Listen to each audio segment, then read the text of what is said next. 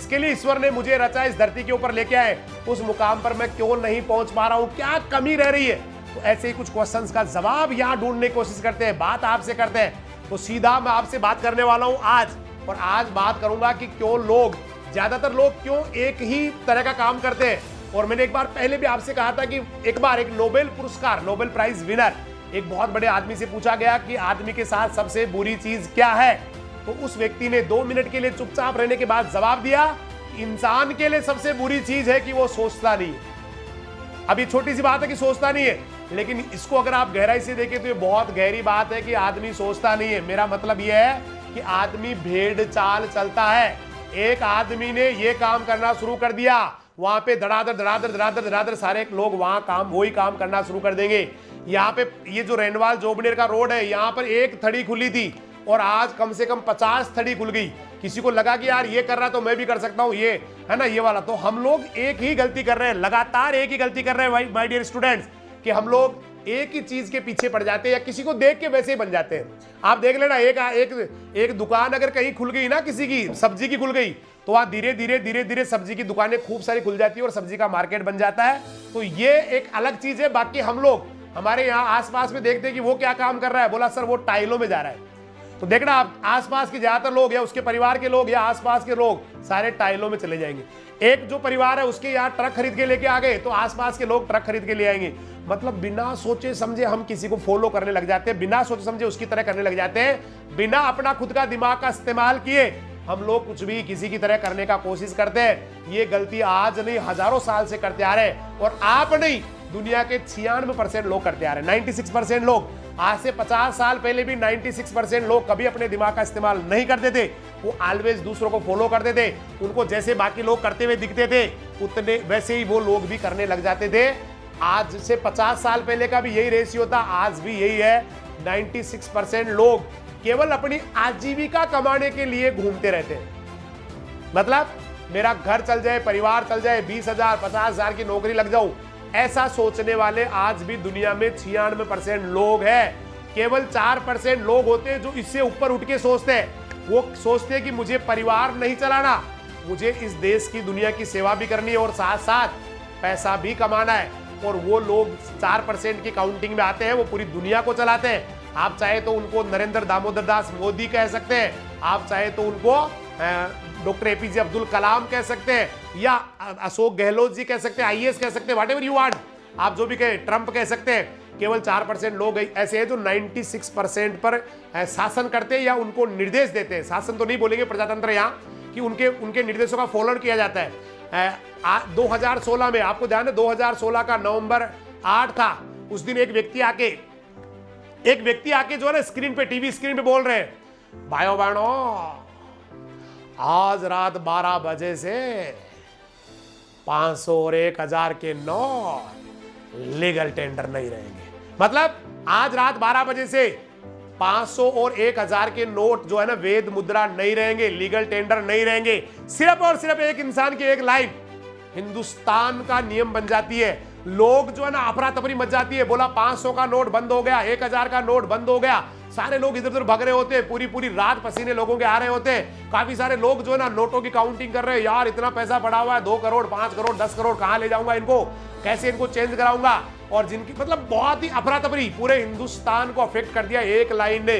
रात को 12 बजे से 500 और 1000 के नोट लीगल टेंडर नहीं रहेंगे। भाइयों बहनों, सिर्फ इस लाइन ने हिंदुस्तान की तकदीर में, हिंदुस्तान की जो है ना भूचाल ला दिया था। मैं ये नहीं कह रहा हूं, किसी पार्टी की बात नहीं कर रहा हूं, किसी व्यक्ति विशेष की बात नहीं कर रहा हूं, लेकिन आप सोचिए एक इंसान की एक लाइन हिंदुस्तान का नियम बन जाती है। तो हम लोग जो है ना छत पे चिल्ला के बहुत जोर जोर से जो है ना अल्डा के मारवाड़ी में कह दो चिल्लाते रहते हैं, लेकिन हमारी कोई सुनता नहीं है। और एक इंसान की एक लाइन हिंदुस्तान का नियम बन जाती है। इसका मतलब कुछ ना कुछ तो है उनमें, कुछ ना कुछ तो किया है उन लोगों ने वहां पहुंचने के लिए। सोचिए बहुत बड़ा हाल, मतलब आप सोचिए क्या हालत हो गई थी पूरे देश की। लोग लाइनों में खड़े हो गए थे, एटीएम पे लाइन लगी हुई है, बैंकों में लाइन लगी हुई है, पैसे गिनने में लगे हुए हैं, लोग पसीने आ रहे हैं, सबकी हालत खराब चल रही है। इवन जो आपकी मम्मी थी वो भी बड़ी परेशान चल रही थी, क्योंकि उनके पास भी काला धन निकला था। एक्चुअली उन्होंने क्या 5000 रुपए पापा से छिपा के रख रखे थे, पेटी जो होती ना पेई, उसके नीचे जो एक लुगड़ी सी बिछा रहे थे कपड़ा, उसके नीचे पड़ी हुई थी, तो वहां से 5,000 रुपए निकाल के उन्होंने भी पापा को दिए थे। बोला मेरे पास भी 5,000 की काला धन पड़ा हुआ है। काला धन क्यों हुआ? क्योंकि काला धन किसे कहते हैं? जो सरकार छुपा के रखते हैं। तो घर की सरकार पापा है, दादा है, उनसे छुपा हुआ सारा मूल्य ही क्या कहलाएगा? काला धन कहलाएगा। तो वो मम्मी से पापा कह रहे हैं मैंने तेरे से एक दिन 500 रुपए मांगे थे, वो तो तूने दिए नहीं। बोला नहीं जी वो आज दिक्कत हो गई। तो ये ऐसा प्रॉब्लम, बड़ी प्रॉब्लम हुई हर व्यक्ति को, है ना भाई। इसका रिजल्ट क्या निकला, इससे क्या हुआ, मैं इस बात पे नहीं जा रहा हूं। लेकिन एक जो है ना एक बहुत बड़ा भूचाल आ गया। प्रॉब्लम भी मैं इसको नहीं कहूंगा, एक हिंदुस्तान में भूचाल आ गया एक आदमी की एक लाइन से। इसका मतलब कहीं ना कहीं वो लोग कहीं ना कहीं कुछ ना कुछ उन्होंने ऐसा किया है कि उनकी लाइन दुनिया का नियम बन जाती है, हिंदुस्तान का नियम बन जाती है। और हम लोग तो वो ऐसे लोग हैं जो कभी किसी भेड़ चाल में नहीं चले। मोदी जी ने कभी नहीं सोचा कि मैं भी बाकी मेरे साथ के लोग पटवारी की तैयारी कर रहे हैं या AA की तैयारी कर रहे हैं या इसकी फर्स्ट ग्रेड की तैयारी कर रहे हैं तो मैं भी फर्स्ट ग्रेड का अधिकारी बन जाता। उनके दिमाग में नहीं था। उनको पता था एक दिन मुझे वहां पहुंचना है जहां मैं IAS को हैंडल करने वाला हूं। मैं भाई फिर कह रहा हूं, किसी को पार्टी विशेष की बात नहीं कर रहा हूं, मैं सिंपली बात कर रहा हूं एक इंसान कहां से कहां पहुंच जाता है। भाई बहुत बड़ा एग्जाम्पल है हमारे लिए, कम से कम हमारे प्रधानमंत्री जी कि उस जगह से लेके वहां तक पहुंच गए। तो ये सारी चीजें, इसका मतलब कुछ ना कुछ उनके पास है। और एक ही चीज है, कभी वो बाकी लोगों की तरह नहीं बने। उन्होंने अपने दिल का जो उनको लगा मुझे ये करना, वो डिसीजन लिया। भाई बहुत सारे लोग आपको खूब मिलेंगे, आपके साथ वाले बच्चे जो है ना, काफी सारे स्टूडेंट मिलेंगे जो आगे चल के आप देखना वो एक ही जैसी सारे लोग उसी की तैयारी करेंगे। जैसे एक निकल गया ना, ये पोस्ट निकल गई, सारे लोग उसी के लिए लगे हुए। कोई भी अपनी काबिलियत को पहचानने के लिए तैयार नहीं है, कोई भी अपने दिमाग का इस्तेमाल करने के लिए तैयार नहीं है, कोई भी अपने आप को जानने के लिए तैयार नहीं है। कुछ ही लोग होते हैं जो अपने, खूब सारे स्टूडेंट है। मैं आपको बताऊं कल परसों में किसके साथ बात कर रहा था, मुझे याद 2 या 3 दिन पहले हम बात कर रहे थे कि आज समय बदल गया। हाँ, मांगीलाल, डॉक्टर मांगीलाल जी, ML तेतरवाल साहब के साथ बात कर रहा था मैं।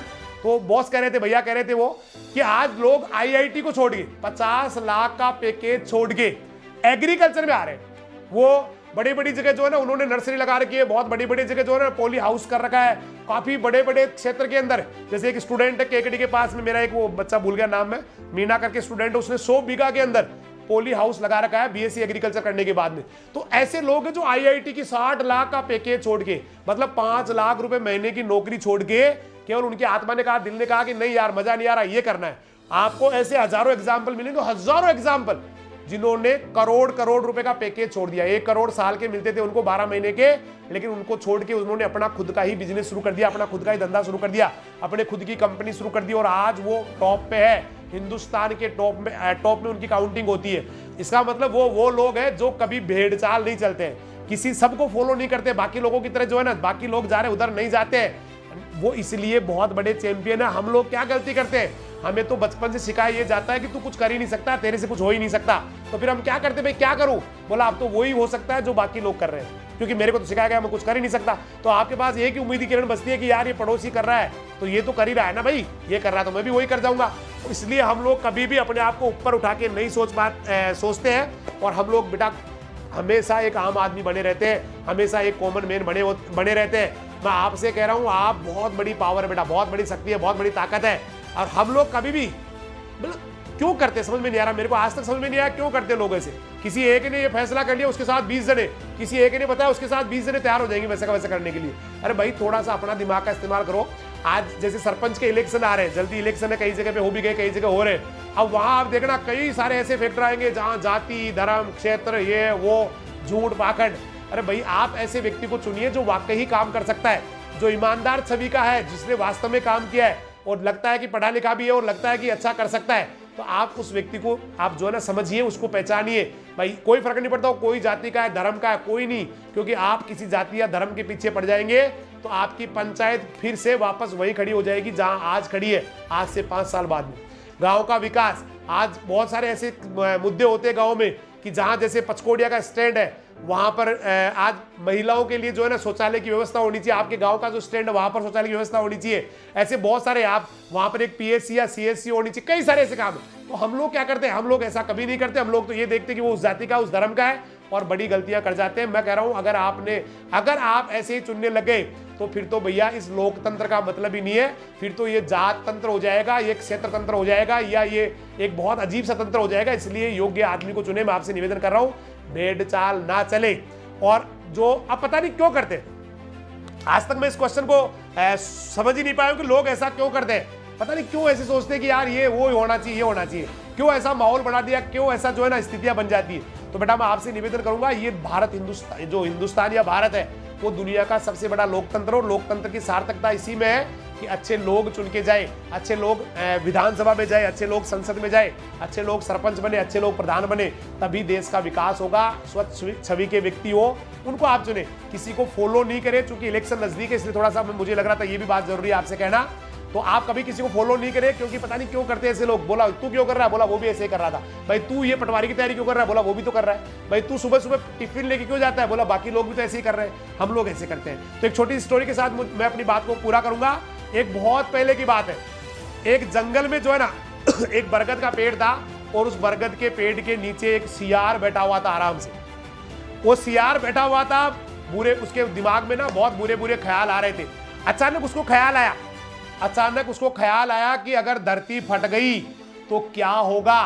बस उसने ऐसा सोचा ही था। सियार एक पेड़ के नीचे बैठ के बड़ा सोच रहा है, बोला यार ये धरती फट गई तो क्या होगा, इतना बुरा हो गया तो क्या होगा। अब चूंकि आपको पता है बुरा सोचेगा तो दिमाग अपने आप ही, पूरी बॉडी जो है ना बुरी हो जाती है। और अचानक उसको लगा कि एक जोरदार धमाके की आवाज आई है, और वो डर गया, कांप गया। उसको लगा भाई धरती फटने वाली है। उसने कहा भागो भागो भागो, जान बचाओ भागो। ऐसा कहते कहते वो पागलों की तरह एक दिशा में भागने लग गया। अब उसको जब भागते हुए देखा तो बाकी जो सियार थे उन्होंने पूछा भाई क्या हो गया, तुम ऐसे क्यों भाग रहे हो, बदहवास से क्यों भाग रहे हो।